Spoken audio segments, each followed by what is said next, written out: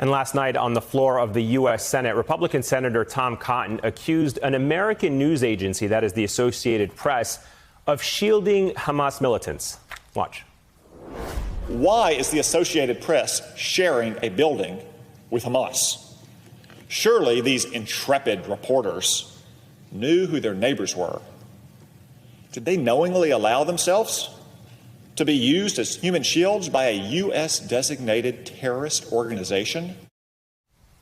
Cotton was responding to this, Saturday's Israeli airstrike that destroyed a mixed-use building that housed the offices of the Associated Press and Al Jazeera, asserting that the tower was being used by Hamas. Today, an Israeli representative and U.S. Secretary of State Antony Blinken confirmed that Israel has now provided the U.S. with some intelligence behind the attack, although they have not made that intelligence public.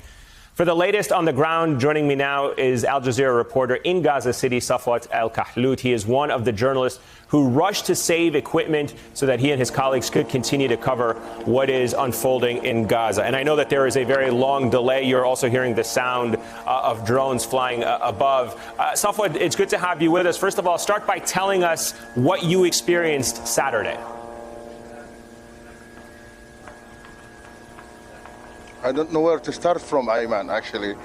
Well, it's like everyday daily affairs. As you know, we had this escalation started 9 days ago, and we start the day by preparing the equipment, the cameras, editing machines, positioning, deploying the team, the usual stuff. So suddenly the neighbor, and I guess you know the building, how is it made? We have half residential, and we are in the top of the Al Jalaa building, which is in the 11th and 12th floor.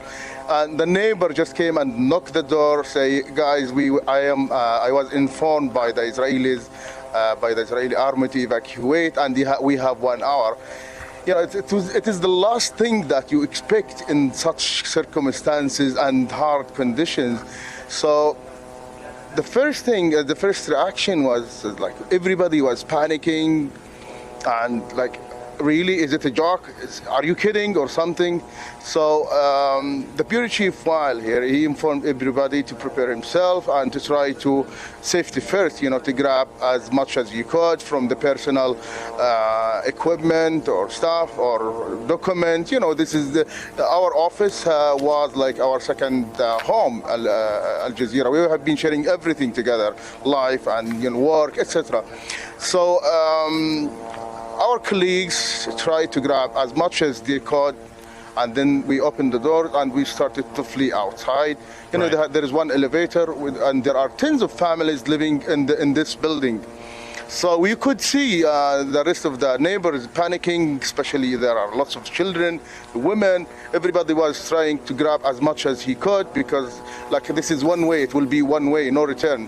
And once we managed to leave, to be outside the building, the first thing that we thought of is how to go on air again and keep reporting. As you know, we have always plan B and even plan C, plan D, non-stop. Right. We will never stop reporting anyway.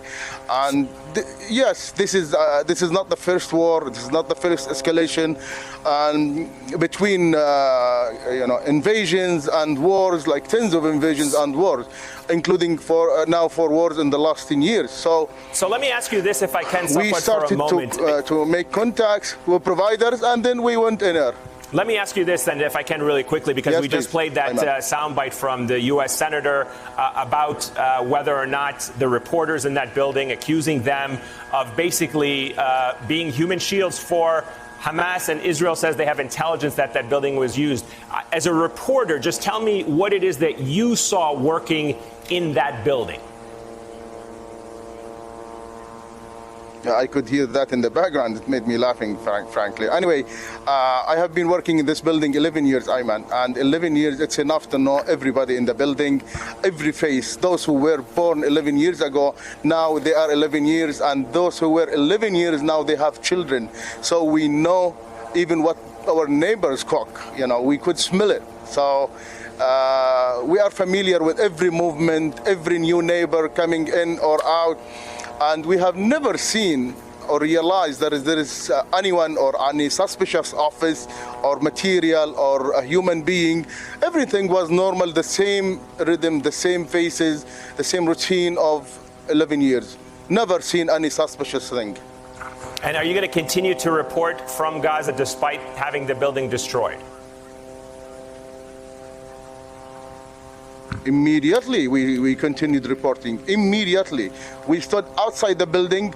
We called immediately the providers, and we were on air in seconds after the bombing. And even before the bombing, we were outside reporting, Ayman. We never stopped, and we will never stop telling the truth. All right. Safwat Al-Kahlout, live for us in Gaza City this evening. Safwat, thank you, and to all of your teams on the ground there. Stay safe.